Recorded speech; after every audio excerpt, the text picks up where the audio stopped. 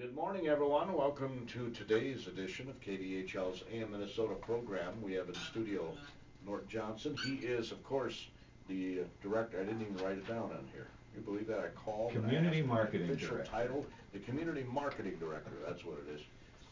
I wrote it down on our website. Awesome. Website. We're touching up our website right now. We've actually, as part of a larger coordinated effort to put Faribault's best face forward. Look for the new magazine to come out. We just sent it to print. It's the new the Faribault Visitor's Guide, and we found some really incredible broad sweeping images, one of which I think you'll enjoy. It's kind of tying into downtown with some of the new things going on. I think we talked about maybe touching on the spin effect that's going to go in on a corner in Faribault, but we've got a big image of the tilt-a-whirl, of an active tilt-a-whirl in the guide this year. Yeah, I would put that up on our website. In fact, we maybe should put that on the signs entering into the community birthplace of the tilt-a-whirl. It definitely is one of the things that we can use to market. It would be a bonus going forward then if we were to lean on that as one of our marketing legs. We would do our best to offer more with regard to what we can show about the tilt-a-whirl.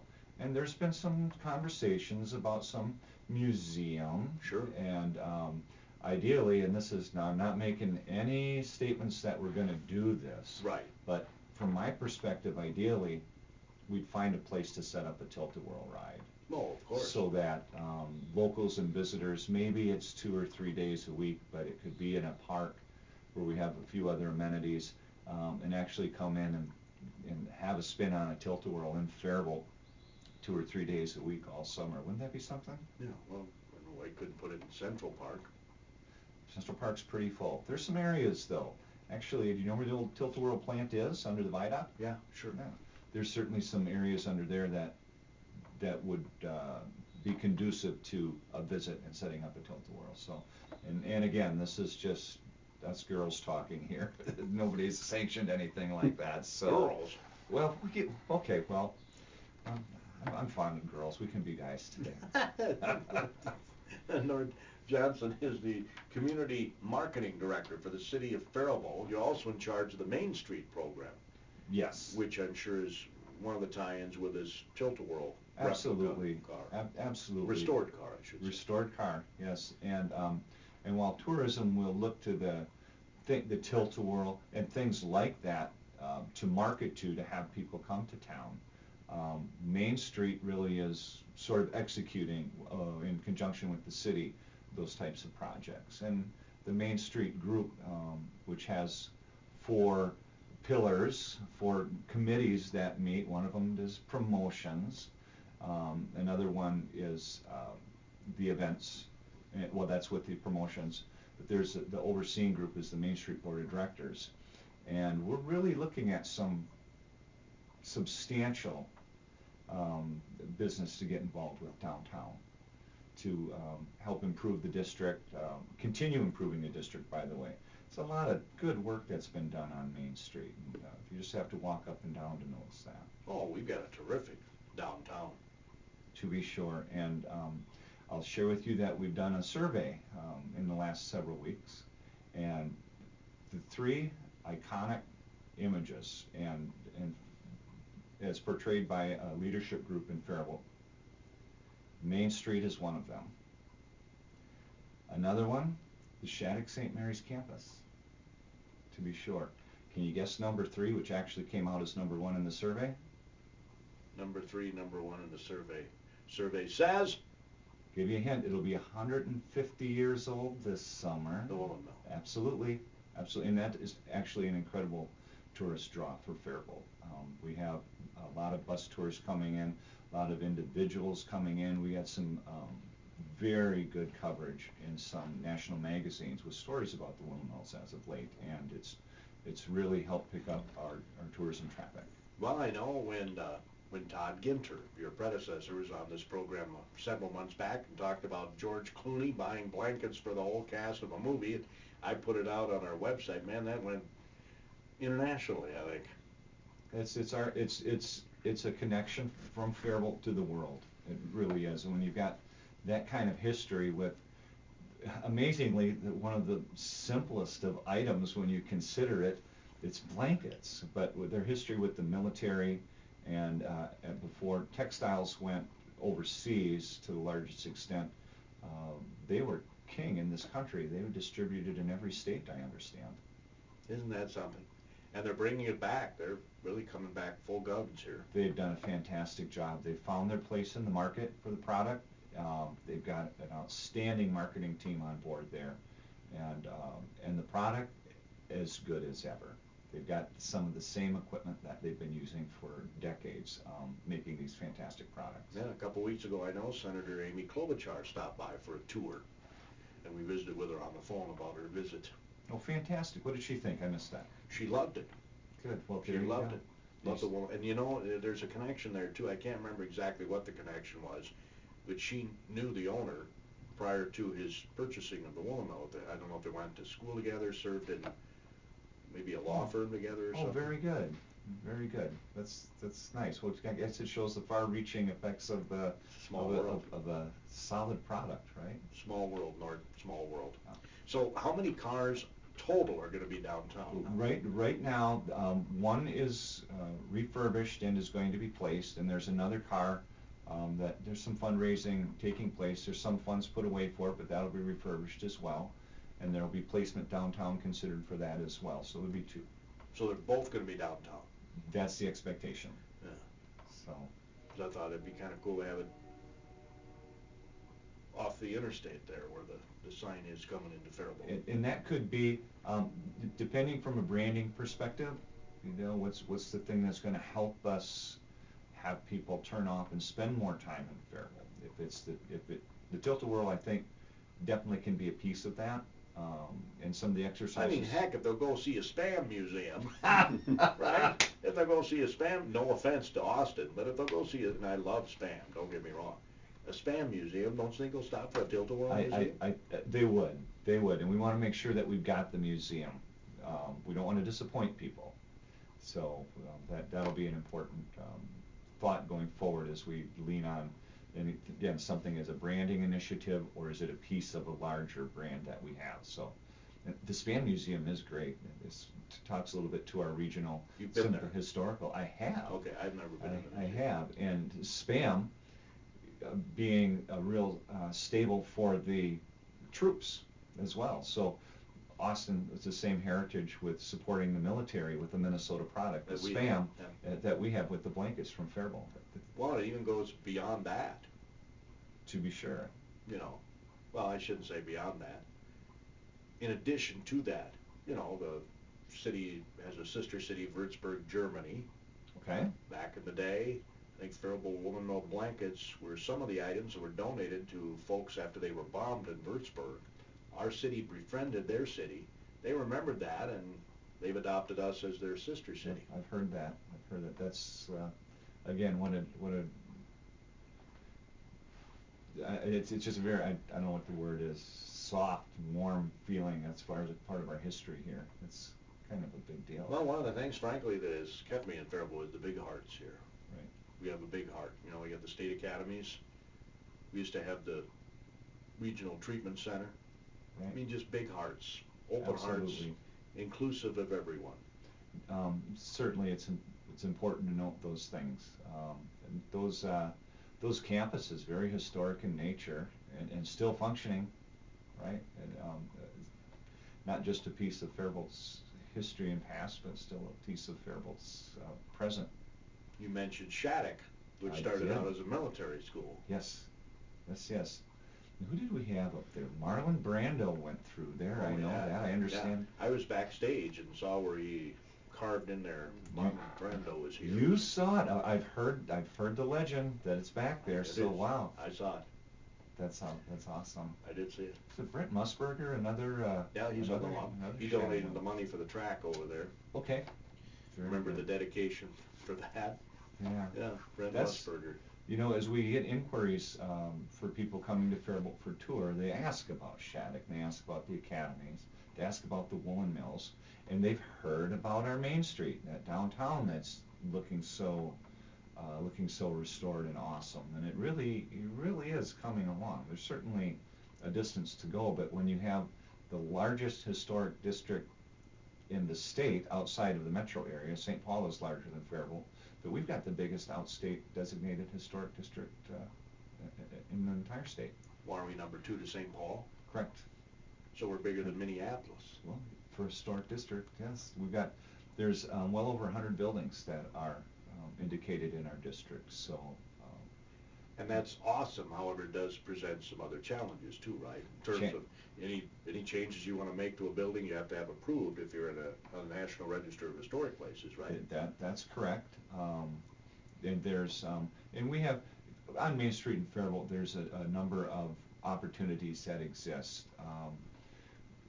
As we're going about the good work of making it as attractive and functional as possible as an attraction and as a retail district, we have there's mixed use downtown. Of course, we have a lot of housing and some very old buildings, and so there are some different challenges that come along with that. You're sitting in one. Yes. Did I hear this was a piano factory? Yeah, at one time the Schimmel pianos that you see out at the fair were made right in this building. Wow. Yeah, I'd asked if there were any relics around, any. Oh, there's an old locker down. Isn't there still that old locker down by the? Oh yeah, I guess I read that.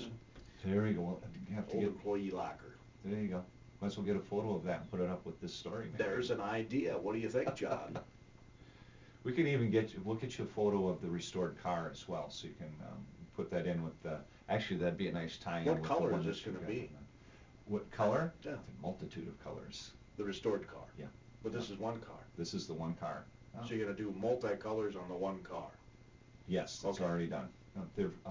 If you kind of peruse, if you Google Tilt-A-Whirl, you'll see different painting and decorations on the different ones. So that's pretty fun. And that's why they wanted to incorporate that. So do you know the timeline? When is this going to be in front of Burkhart's? Hope to have it in there. I would say probably 30 to 40 days. We'd like to have it in for Heritage Days for sure. Sure. And we're just ironing out some issues as to what's the best way to position and put an approach ramp to it, and a couple of those details. As you know, we've got some different curbing and fences decorating our corners downtown, and that'll have to be modified to an extent. So the discussions now are just to make sure it's attractive and safe and easy to get to for people. Does it come down for storage in the winter? Yes. Yep, for sure. Ideally, maybe we can find an indoor placeport for winter. That'd be fun. I'm not sure where that would be, but for now it would probably come down, be dried up, cleaned up, shrink wrapped, and put into storage so it's ready for the next season. But we'll see. Well, I like the idea for the museum. Yes. And then you could ride a Tilt-A-Whirl year-round. Wouldn't that be something? You know, it's indoors. Yeah. And looking big, those are some of the items that, as a tourism and Main Street group, we're looking big like that. The city just finished up a visioning process, and they're compiling the results for everybody. We need to understand that it's not just going to be rah-rah, fluff. We're going to be pointing out some gaps. What are opportunities in Faribault? And some of those gaps will align with things that relate to Main Street, that relate to tourism. And what our good work will be going forward is to help flesh out some plans to fill those gaps. What things are missing.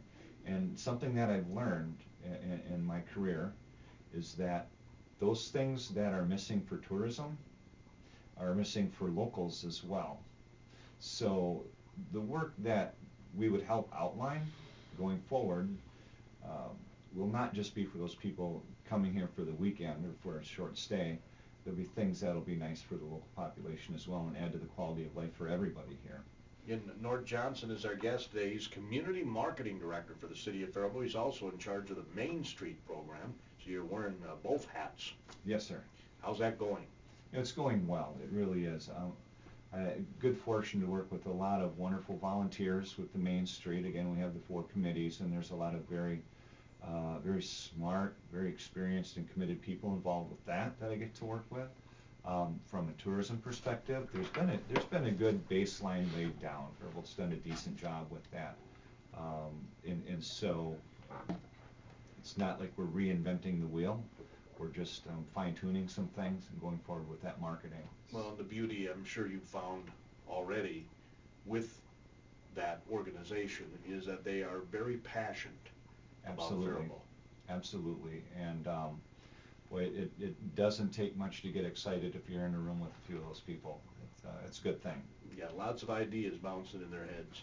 To be sure, and they're all of those ideas, again, meant for one thing: improving our product here, improving the quality of life, not just for those people coming in, but everybody that lives here as well. Well, I was just thinking of another example. You know, we talked about the possibility, again, I want to emphasize the word possibility, of a tilt-a-whirl museum. I mean, how about the Corn Palace? Hey, that's my old stomping grounds. People would stop there, that's why I brought that up, over in South Very good, yeah, the Corn Palace it's an auditorium, basically, where they've, for decades, decorated the outside with different colors of corn, and they redo the murals every year. It's quite an attraction. They get around 100,000 people every year pull out the interstate to go see the Corn Palace in Mitchell, and it's, you know, it's really neat to see. It's what it is. It's a Corn Palace. So. And I can only imagine that those same people would pull off the interstate to see a tilt-a-whirl. Sure they would. Sure they would. So and again, our good work will be making sure that we've got a product that they'll appreciate pulling off the interstate for. So. We got a lot to offer here. Absolutely. Talk about the area lakes. Absolutely, and that's Faribault really is sitting right in the middle of, I think, a gold mine of positive tourism. You've got the outdoors, not just with the lakes for fishing and other biking lake on the entertainment. trails. The trail systems are fantastic, and the plans for the connections coming up will be very key. There's going to be a lot of connection straight into Faribault, just a couple blocks from where we sit right now, right off of our historic district.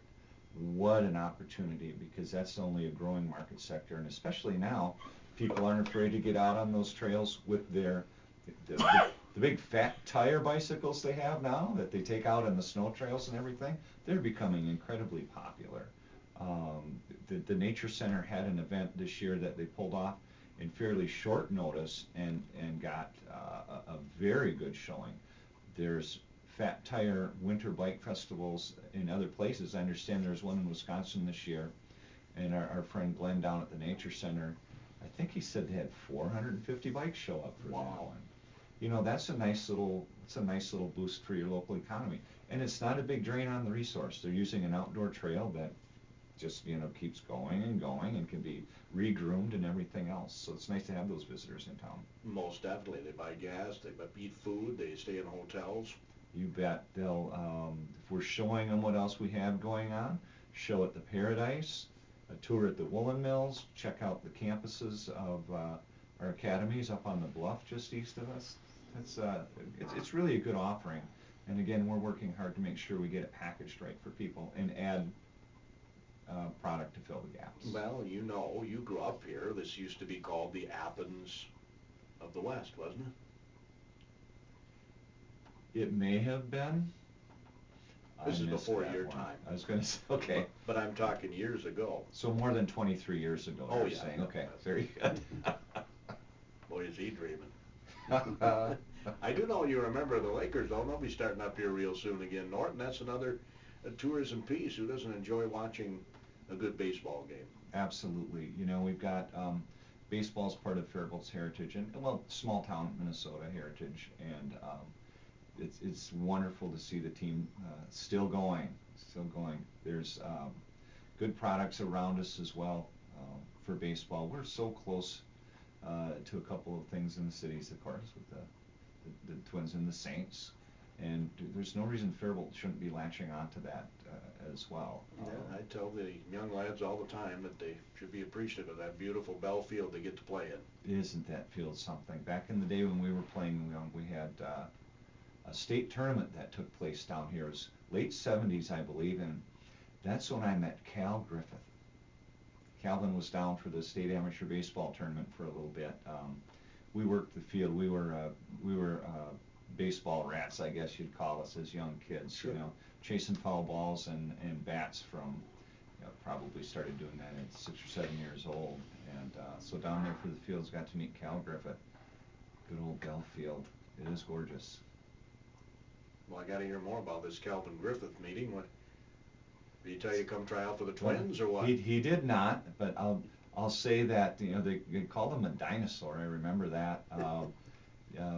My recollection is he was pretty blunt, fairly gregarious, and had sort of that. I remember it seemed like a Colonel Sanders suit, not with the little tie or anything, but sort of the white suit and a hat going with it. So that's my recollection. Wasn't it Wasika? It was Wasika, wasn't it, where he made the infamous comment that led to Rod Grew leaving?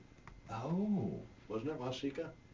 I'm gonna have to look that up. Look that up. But he thought, you know, I'm an outstate, nobody's gonna. And of course, got picked up. He got picked up and sent statewide, nationwide, and. Wow. We still have Griffith involved, right, with the Twins and the. No, it's a Polad, right? Yeah, it's the Polads now. That's right. It's Polads now. The Polads now. Anyway, Nort, nice guy that he is, filling in an extra few minutes because for whatever reason we didn't have an opening market report this morning, courtesy of your KDHL Agri-Boosters. Normally you hear that, of course, during AM Minnesota. Your KDHL Agri-Boosters include Richland Repair, 3.5 miles off Gates Avenue in Faribault. They are truly a farmer's best friend. The phone number over at Richland Repair is 507-332-6936. Again, I'll say that much slower. 507-332-6936. Ag Power Enterprises, your John Deere dealer. They have locations at Owatonna, Hollandale, Belle Plaine, Osage, and Northwood, Iowa. Northland Buildings for quality post-frame construction. Visit them on their website, northlandbuildings.com. Northlandbuildings.com. So the website is still in the works. The website exists. We've got visitfaribault.com. There's a number of other local websites. I'm going to point to one. The Historic Hutchinson House has a Spin-Go partnership with a calendar of events for local items. If you're looking for things going on a very in-depth basis, I would check out that website and go to their events tab. I mean, it really fills you in on some things going on in Faribault in the very immediate area. It's a model, I guess, for a portion of our website as we go forward and touch that up as well. So This will be completed. It's a work in progress. We actually, that's the nice thing about a website. You know, a magazine, you get it all done, and then once you send it off to the press, that's all you have to do. One of the nice things about a website is that you can change something tomorrow on it and get it published and deployed, but you can always keep updating and improving, and that's the process we're in right now. Is there a cost for this magazine? This is free distribution. Free distribution. We had a nice partnership. Instead of a tourism brochure, sorry to interrupt, I only got a few seconds. No problem. Instead of a tourism brochure per se, it's going to be a full-blown magazine. It's a 48-page magazine with it's got good advertising in it that makes sense for a tourist to see, and it's got some great sweeping images of the beauty that we have here, highlighting the good activities. And I could stop by the chamber and pick one of these magazines up. Absolutely. Actually, you're going to get one in your newspaper too. And it's called John Anderson's World. Anderson's World. It'll say Faribault on the front of it with the fleur-de-lis. Okay. Thanks, Nort. Appreciate you stopping by. Always nice. Looking forward to another visit next month. You're in tune to KDHL AM, Faribault, Minnesota.